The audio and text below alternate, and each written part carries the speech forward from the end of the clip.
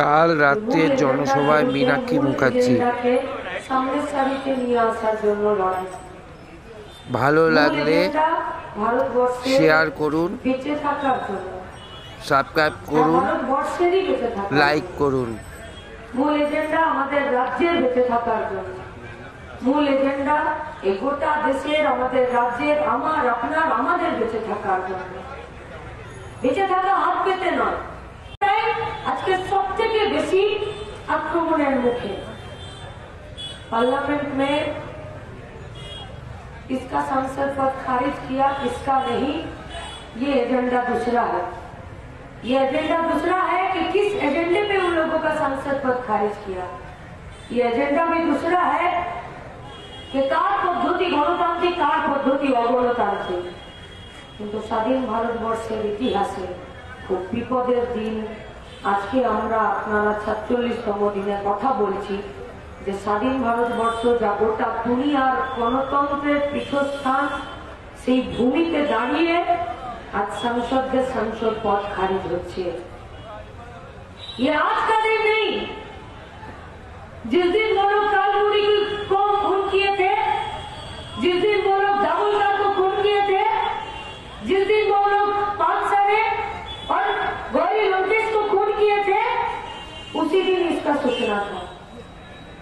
इसका सूचना उसी दिन था जब वो लोग अखलाक को पीट कर मारे थे।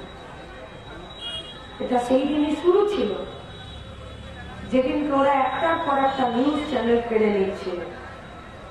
এটা সেই দিনই শুরু ছিল যখন পশ্চিমবঙ্গের মাটিতে এক অংশের দালাল মিডিয়া, বাইরের পান্ডিত, কিছু মুখে রঞ্জন মাথা মেরুদণ্ড গিরবিতে রাখা হওয়া বুদ্ধিজীবী, কিছু সমাজকর্মী আর কিছু কলেজের স্টুডেন্টরা মিলে এবং অশান্তির বীজ ফুটেছিল, যার ফসলটা খুব ভালোভাবে পেকেছিল, যার নাম ছিল মমতা ব্যানার্জি। আজকে সেই দিনটা শুরুয়াত ওই দিনই ছিল। আর আজকে মোদী মমতার যুগে সব থেকে বেশি আক্রান্ত গরিব মানুষ। একটা সরকারের অভিমুখ হয় कि वो लोग किस और चलना चाह रहे हैं। ये कैसा सरकार है जो देश का संपत्ति बेच रहे हैं, संविधाনের কথাকে আমল না দিয়ে বেকার খাটাচ্ছে, কন্ট্রাকচুয়াল লেবারের नामे शोषण করছে। ये कौन सी सरकार है जो पूरा भारतवर्ष को सस्ताई लेबर सप्लाई একটা ডিপোতে পরিণত করে দিচ্ছে? ये कौन सा सरकार है जो 8 घंटे का शिफ्ट के बदले 12 घंटे का शिफ्ट करना चाहते हैं? एक কেমন সরকার যে ৮,৫০০ স্কুলের গেটে তালা দিয়ে নতুন করে ২১,০০০ মদের দোকান খুলে দেয়? এটা কোন সরকার যে সরকারের কাছে শূন্য পদের তালিকা, কর্মরত মানুষের তালিকা আর ভবিষ্যতের প্ল্যানিং জানতে চাইলে মুখে তালা এঁটে থাকে? कि कौन सा सरकार है जिसके चलते আজকে গোটা দুনিয়ার মধ্যে ভারতবর্ষ প্রতিদিন ভুকা পেটে ঘুমাতে যাচ্ছে? পাকিস্তান, বাংলাদেশ, নেপাল পর্যন্ত আমাদের থেকে আগে আছে। ये कौन सा सरकार परिचालना कर रहे हैं? একদিন এই গোটা এলাকা, উত্তর ২৪ পরগনার বেশিরভাগ জেলাটাতে এমন একটা সরকার ছিল যে ভাসমান ভেসে যাওয়া মানুষকে জমি দিয়ে, অধিকার দিয়ে, পায়ের নিচের মাটি শক্ত করে ঠিকু করেছিল। আর আজকে সরকার তার জমি অধিকার কেড়ে দিয়ে আজকে তাদেরকে ফিরে উদ্বাস্তুতে পরিণত করতে চাইছে। ये कौन सा सरकार है कि पेट्रोल पर जीएसटी ना बैठाकर ऑक्सीजन का सिलेंडर में जीएसटी बैठाते हैं? ये कौन सा सरकार है जो ডিজেলের উপরে জিএসটি না বসিয়ে হসপিটালের বেডের উপরে জিএসটি বসাচ্ছে?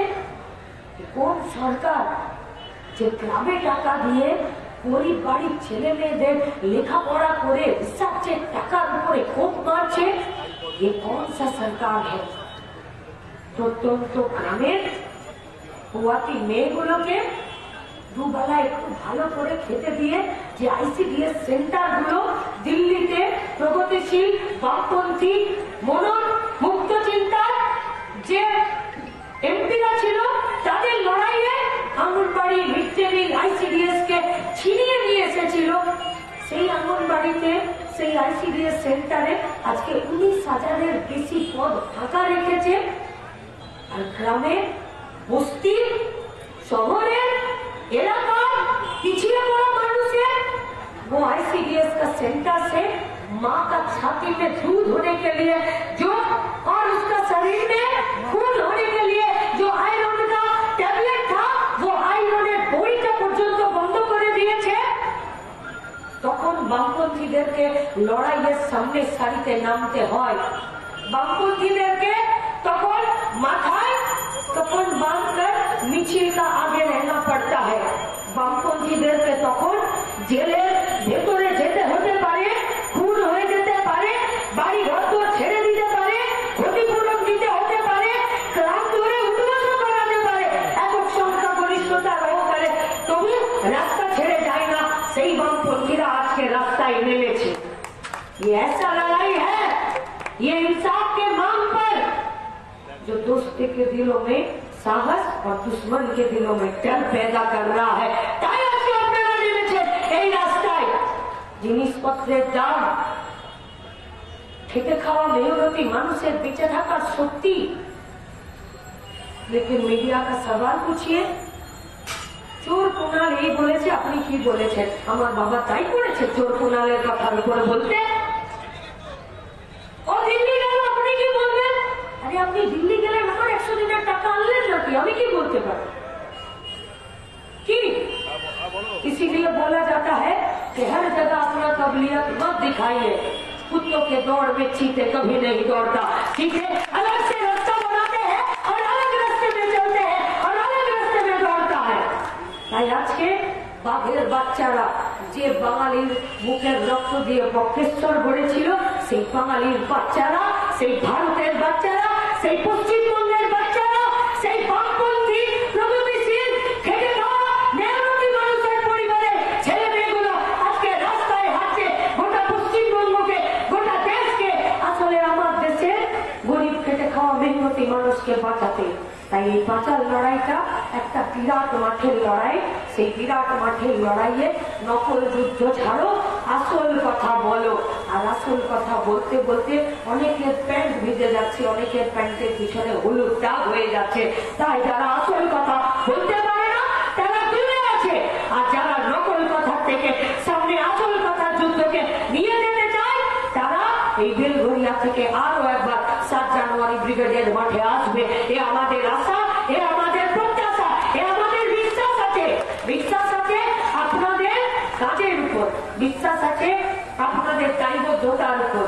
যখন গোটা করোনার সময় গোটা এলাকা শুনশান, প্রাইভেট চেম্বারে ডাক্তারবাবুরা পর্যন্ত তালা দিয়ে দিয়েছে, আর আচ্ছা আচ্ছা লোকরা যখন বাড়ির ভেতরে দরজা বন্ধ করে আছে, তখন বিশু দাস কিচেনের নামে, শ্রমজীবী ক্যান্টিনের নামে এই ঘরটা থেকে গরিব মানুষের মুখে